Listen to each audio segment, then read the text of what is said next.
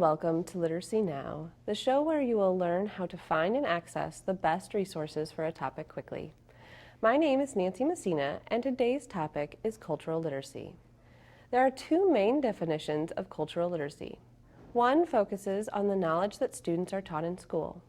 For instance, this definition focuses on understanding and knowing about certain historical figures and different types of literature, like Shakespeare or Dante.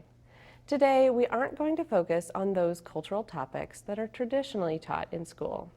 Instead, we are going to focus on the second definition of cultural literacy, which is used in anthropology and the social sciences. This definition focuses on a culture's values, beliefs, and norms. We were curious about how our students learn about culture, and when asked, it was not surprising that the students' most common answer was school, though this answer was followed closely by meeting, talking, and working with people from another culture. The students' responses showed us that even though they learned about culture from their coursework, they also recognized the importance of understanding different cultures in order to better interact with others. We are hoping that through this show you will learn some techniques and resources to use when you want to learn about the culture of another person. When we come back, I will be joined by the Director for the Center of International and Global Studies and the Vice President for Student Development and Global Affairs to learn about some of the resources that they have used to become more culturally literate. Water. There's so many ways you can describe it. Water is beautiful. It's cleansing. It's versatile. It's fun. Water is life. But water is not unlimited. Conserve water. Welcome back. I'm now joined by Lindenwood University's Dr. Ray Scupin and Dr. Ryan Guffey. Hello and welcome, Ray and Ryan. Nancy, thanks for having us. It's great. Thank you. Thanks. Nice to be here. Excellent. So could you tell us a little bit about yourselves and what made you interested in culture? I grew up in Detroit, and then I was in the Army for a couple of years up in Alaska, where I met some Eskimo. And then I went to my undergraduate work at UCLA and UC Santa Barbara in anthropology. Okay. And eventually I went to Thailand to do research. And I was there for a couple of years doing research, and I've been back several different times to update that research. And so I've always been interested in different cultures. I always interacted with international students while I was an undergraduate and then graduate students. So I became very fascinated with the concept of culture and understanding different peoples and different lifestyles in general. So. All right. Okay. And for myself, compared to Dr. Scupin, I've got a pretty normative experience in that I was exposed to a lot of really interesting and diverse people from early on. In particular, in high school, I was fortunate enough to go to a study abroad in Germany. And just those 2 weeks with my high school troop made all the difference in the world for me. So I very quickly in my undergraduate studies went abroad and studied in Florence, Italy. And just the eye-opening, awakening experience that I had at that time just set me on a path for the rest of my studies, undergraduate through my doctoral program, effectively in the area of international affairs. And as soon as I finished school, I was able to get into the international recruitment universe. And part of what that means is that I was able to travel to different countries, experience education at their locations, and then figure out how to transverse it and bring it back to the American context. And since that time, I've probably been to 15 different countries, met with a lot of foreign governments, met a lot of great students, and to this day, all I can say is just the culture has been something that's really impacted me and something that I hope that we're able to disseminate to other people as well. Oh, all right, great stories. Yeah. All right, so Ray, could you define culture for us? Yeah, I would like to talk a little bit about the history of this concept first. Okay, the history goes back to, in the West at least, it goes back to a Roman philosopher by the name of Cicero. But later, during the Enlightenment period in the 17 and 1800s, there was a lot of discussion of culture by some of the philosophers, Rousseau, Immanuel Kant, and some others who talked about the concept of culture. And what they were referring to was civilization. In other words, when you learned your culture, you became more civilized. And also, but most people at that period of time, and early in the past also, thought of different races of people: the Japanese race, the German race, the Irish race, the English race. And this became kind of an extreme kind of view during the Nazi period. And the belief was that your culture was somehow inherited through your blood. Okay, it was genetically based. Well, anthropologists in the early part of the 20th century, especially American anthropologists, were involved in studies of different societies throughout the world, and also did studies of immigrants who were changing their culture when they moved from one society to another. And they began to differentiate culture from genetics. And they began to understand that culture was something that was learned and transmitted by your parents and your peers and others. And it was not part of your blood. It was not part of your biology as such. So it's not genetic. Your behavior is influenced primarily by your culture as such. And culture involves language that we learn as children, our symbols, our values, beliefs, and norms, as you mentioned. Right. And when we talk about values, we're talking about certain kinds of abstract ideas. For example, in American society, we focus on individualism, whereas other societies, take the example of the Amish, for example, they emphasize group conformity, and they play down individualism. This is true to some extent in Asia, and Ryan and I both lived in Asia, so we know how in Thailand, for example, we were both in Thailand. Ryan was on a Fulbright there, and I did research there for a number of years. And generally, the people try to avoid conflict. Okay. You know, and for example, they don't have debating teams in universities for the most part, and there's a lot of conflict avoidance and a lot of politeness in any kind of informal behavior or anything like that. So those are the kinds of differences that show up. Also, there's material culture, which we refer to as, you know, the types of housing you have. So the Eskimo have igloos, and we have different kinds of houses, or clothing, or the kind of jewelry we wear, and things like that too are part of our culture as such. And so those kinds of things are kind of external. They're public, and they're outside of the individual. So it's, you know, again, culture is not something that's part of your biology or your genetics. As far as beliefs are concerned, you know, people in different cultures have beliefs about how politics should be organized, how the economy should be organized. So in America, we have a culture that emphasizes capitalism, whereas in other societies, they might emphasize socialism. And religious beliefs and mythologies and things like that are part of cultural beliefs also. And then norms, there are two different kinds of norms, and norms have to do with rules about behavior. So there are two different types that anthropologists talk about. We talk about etiquette norms. So for example, the way you eat food in the US, we use a fork and a knife and a spoon. In China, they use chopsticks. In the Middle East, they use their hands, their right hand for the most part. So those are etiquette norms. Okay. But there's also stronger kinds of norms that are referred to as mores or morality. And that has to do with lying and stealing and killing and those kinds of things, which are punished severely, you know, when people violate those kinds of norms. But I also wanted to talk about some misconceptions about culture. Okay. That are sometimes prevalent in popular understandings. Because we all talk about Japanese culture, Chinese culture, African American culture, Hispanic culture, and we use this term in a very general way. But what we need to understand, and anthropologists have refined this over the years in their discussions, we need to understand that not all the people in these societies or these cultures have exactly the same kinds of values and beliefs and norms. So we can't think of these cultures as being completely homogeneous. There's a lot of individual variation. It depends on whether you're young and old, for example, what kinds of culture you're exposed to as a young person versus, a person that's older like myself. We have different kinds of cultural understandings based upon our age.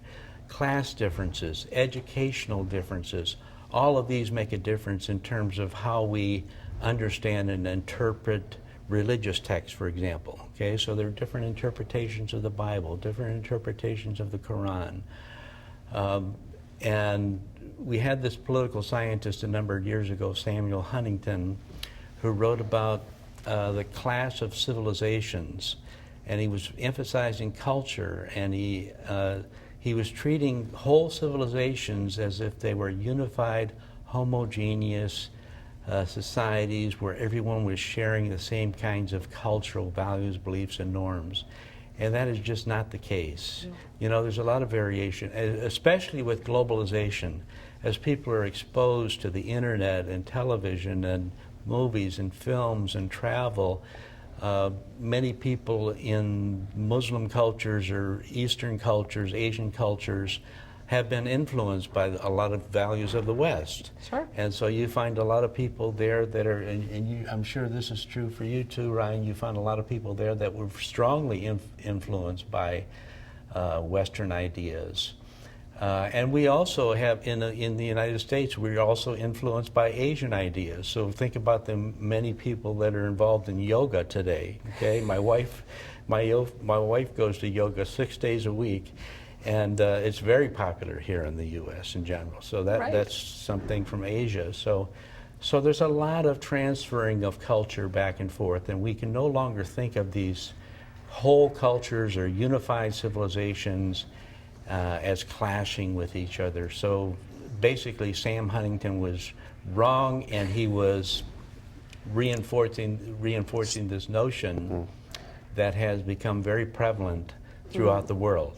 Right. Also, yes. Well, I'll give you an example. Think about the Iran. We've learned about the overthrow in 1979 of their king. An Ayatollah came into power. He is the chief cleric of that particular nation. Okay. A lot of people just assume everyone in Iran thinks the same thing. And before that fall, they were one of the most westernizing nations in the Middle East at that time. So we had our pop music there, we had Pepsi, we had American cars. Today, the cars aren't there. The Pepsi, not so much, but sometimes culture does filter in there. So to just a stereotype that everybody in Iran is just against the U.S. is a total misconception. And it's unfortunately falls into that category of what Dr. Huntington was talking about. Yes. That's fascinating. Yes. So thanks. That's really cool. Okay. So in your view, Ryan, what is literacy? Well, thanks for asking, because cultural literacy is a complicated topic, and it's one of those that just depending upon the angle or the approach you take has a slightly different meaning.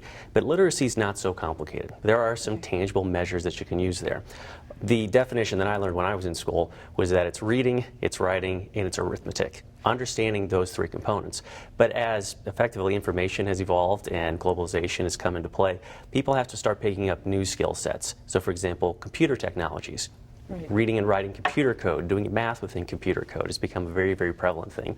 Also, the idea of the ability to learn information has also become a new component of literacy.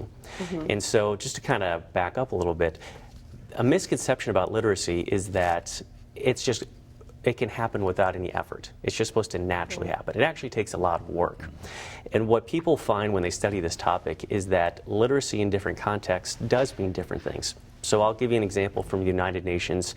They've developed a whole spectrum called the United Nations Human Development Index. And it's this really big macro analysis technique to identify, is a nation succeeding a little, maybe a little bit more, or a lot, all right? A lot of criteria in there. Just to give you a few variables there, they look at gross GDP. They look at the wage income of the people there. They look at the general health, life expectancy. They look at the amount of money spent on infrastructure, and then there's a key one, which is education. And the most weighted variable there is actually literacy. So when the United Nations is looking at a whole country and they're trying to identify the strength of it, they will look at literacy because it is that important to them. Well, getting back to how is it that it means different things in different places, they're trying to come up with a unified definition of it, those quantifiable, tangible measures, and that is that ability to learn, no matter what it is. So when you want to relate that to culture, it can get a little bit complicated, but it's about the basic skills that people can learn and then produce an outcome through it. All right, that's good. That's a very nice definition of literacy. That really works out well. So we've now had culture defined, we've looked at literacy. So how do you take those two separate ideas and how do they intersect? How do they come together into this idea of cultural literacy? Well, again, Ryan and I both have had a lot of international experience and living in different societies and learning about the culture of these different religious traditions and different forms of economy, and they have a different kind of infrastructure and different kinds of values, beliefs, and norms again. Right. Probably the best way, and in your introduction you mentioned this, is meeting other people and discussing topics with them, interviewing them. I did a lot of that as an anthropologist, interviewing a lot of different kinds of people, not just the elite people, but interviewing many different kinds of people, and found that there was a tremendous diversity, as we mentioned, tremendous diversity and variation in terms of how people understood their culture and their religious beliefs and their norms and values and beliefs as such. So, that's probably the best way to really understand a different culture, is by meeting with people and getting to know them. Okay. Of course, reading is important, and reading even novels, reading novels about different societies and different cultures, that's another way to learn about a different society, different culture. And there are lots of good, anthropologists refer to them as ethnographies, studies of different societies throughout the world. And so if you want to learn about something about China, you can read an anthropologist account of their culture and their behavior and their lifestyle in general. So that's also important. But films and other ways of absorbing cultural values and beliefs, you can do it through many different venues. Yeah. And just to dovetail with what Ray was saying, the term inculturation is talking about the experience of working with others from different cultures, but also learning about that through their literature and their art and their history. You become encapsulated in that experience, and you are partially changed by it. The term acculturation is oftentimes looking at the idea of the exchange of culture between two different groups. So if you live in a big city like New York or Madrid or Hong Kong or Tokyo, those kind of places, there's so much cultural exchange going on, it potentially could change the way people perceive things. The more they draw in from other cultures, it might impact the way that they perceive their own culture, which gives an individual a different point of view. Oh, I would agree 100%. Right. Interacting. And plus those different products, so awesome. Yes. Very cool. What about the cross-cultural understanding? Like how do you develop that cross-cultural awareness and understanding? Is that through, these different products and meeting with people, those outputs from the society, or? Yeah, I would say cross-cultural awareness or understanding comes from a very self-directed place. Okay. Somebody has to want to put themselves in those situations. That acculturation I was just talking about. Do you want to go to Japan and do you want to experience the food, the art, the if you will, the athletic environment? It's going to be different. And do you want to take some of that back with you? So you have to have some of that self-directed desire to do it. Okay. But the other part of it is, if you surround yourself with people who have that interest and who have had those experiences, you'll kind of get a reciprocal exchange of ideas that'll come from that. people really don't live in bubbles. We're constantly interacting with each other. And so to me, it's about putting yourself in the place, taking the initiative to learn, and being open-minded enough to really appreciate everything that you're saying and being able to contextualize it. And Ryan and I have been involved with international students at Lindenwood for a long time, and Ryan has been an important recruiter for internationals, and he's really built our program extensively. We have 1,000 international students from something like 95 countries, and so we always encourage our international students to become involved with the American students. And that's a very difficult process. They're coming here with a different language, a different understanding. They tend to form their own groups or cliques to some extent because they can communicate easily with each other. But we also try to encourage our American students to become involved with the internationals so they can learn about another culture and have a different understanding.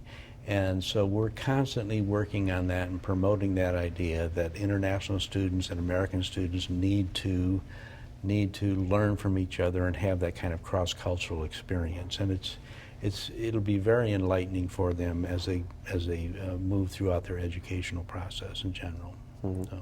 Well, I think you guys must be doing a very good job, because the student responses that when we'd asked how did they learn about culture, they kept talking about some of the people in their class, or oh, I work with this international student and I'm just learning so much. Happy to hear that. And so I think you guys are doing a very good job teaching them about that process. And I was really happy to see that as well. So they have some good stuff that they're learning.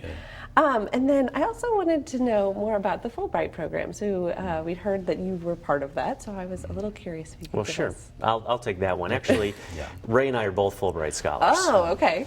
And honest to goodness, I was actually inspired to apply for it because of Ray.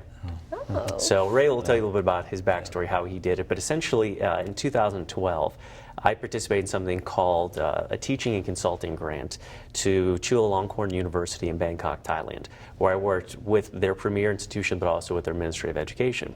And through that, I was able to consult with 5 other schools on effectively just, vice presidential topics, everything from budgeting to enrollment to enculturation, if you will, through recruiting international students.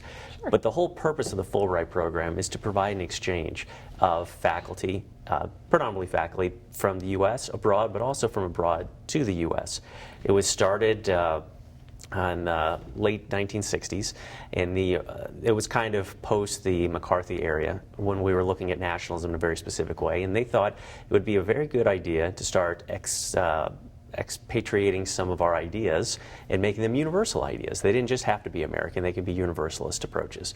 So American professors were going to universities abroad and teaching the American way of this. Sometimes that was in conflict with the way that particular country or university or department faculty were seeing it, but the whole idea was through that reciprocal exchange, ideas would kind of bounce off of each other and we would enhance the field as a whole. Well, since that time, there's been thousands of scholars who have done this, and I can tell you personally, it was one of the most rewarding experiences I've ever had. Not only because I was working with students in those particular organizations, but because I took away so much of it, and then in turn was able to bring it back to my home institution and my community here, and it just continued that thread of sharing in a way that people typically don't get a chance to do. Right. And I also had a Fulbright.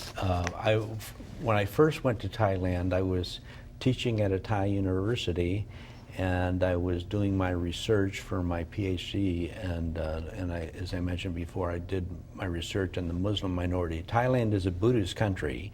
There's about 68 million people altogether, but about 10% of that population they're Muslims, and there had been nothing done originally on their communities as such, and so I began doing that kind of research on the Muslim community there.